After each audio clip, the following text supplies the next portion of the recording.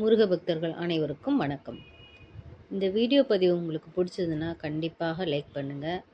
நம்ம வீடியோவை முதல் முறையாக பார்க்குறவங்களா இருந்தால் சப்ஸ்கிரைப் பண்ணிக்கோங்க. கமெண்டில் போய் ஓம் முருகா போற்றி அப்படின்னு டைப் பண்ணுங்கள். முருகன் அருளால் இதுவும் கடந்து போகும். நம்ம ஒவ்வொரு நாளும் எத்தனையோ விதமான மனுஷங்களை நம்ம சந்திக்கிறோம். ஒவ்வொருத்தரையும் நம்ம பார்க்கும்போது ஒவ்வொரு நேரத்தில் அவங்க ஒவ்வொரு விதமாக தெரிவாங்க. கிட்ட இருந்து பார்க்கும்போது ஒரு மாதிரியா இருப்பாங்க, தூரமாக இருந்து பார்க்கும்போது ஒரு மாதிரியா இருப்பாங்க. மனுஷங்க பின்னாடி நம்ம போனால் கண்டிப்பாக நமக்கு நல்ல விஷயம் நடக்கும், நல்லது நடக்கும், மன ஆறுதல் கிடைக்கும் அப்படின்னு நம்ம கண்டிப்பாக நினைக்கவே கூடாது. அது டெம்பரரி தான். என்றைக்குமே நமக்கு முருகன் தான் துணையாக நிற்பார். எந்த ஒரு சூழ்நிலையிலும் அவர் மட்டும்தான் நம்மளை காப்பாற்ற முடியும். சில நேரத்தில் கடவுள் நம்மக்கிட்ட எந்த ரீசன்னே நம்ம சொல்ல முடியாது. ஆனால் நம்ம கூட க்ளோஸாக இருப்பாங்க.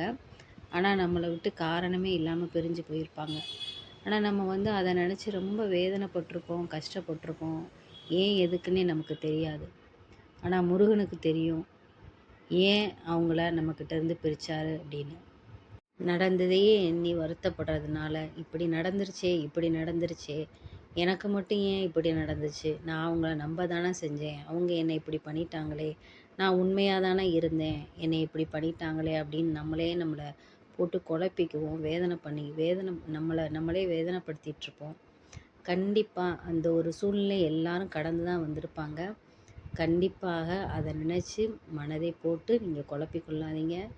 முருகன் பின்னாடி போங்க. அவர் வழியில் அவர் கையை பிடிச்சிட்டு நடந்து போங்க. கண்டிப்பாக நமக்கு எந்த ஒரு தீங்கும் ஏற்படாது. திருப்புகழை படிங்க, வேல்மாறலை படிங்க. முருகா நீ மட்டுமே எனக்கு துணை, வேலுண்டு வினையில்லைன்னு சொல்லுங்கள். கந்தன் இருக்க நமக்கு எந்த பயமும் கிடையாது. இந்த கலியுகத்தில் முருகனால் மட்டும்தான் நம்மளை காப்பாற்ற முடியும். யார் எந்த நேரத்தில் எப்படி இருப்பாங்கன்னு நம்ம சொல்லவே முடியாது.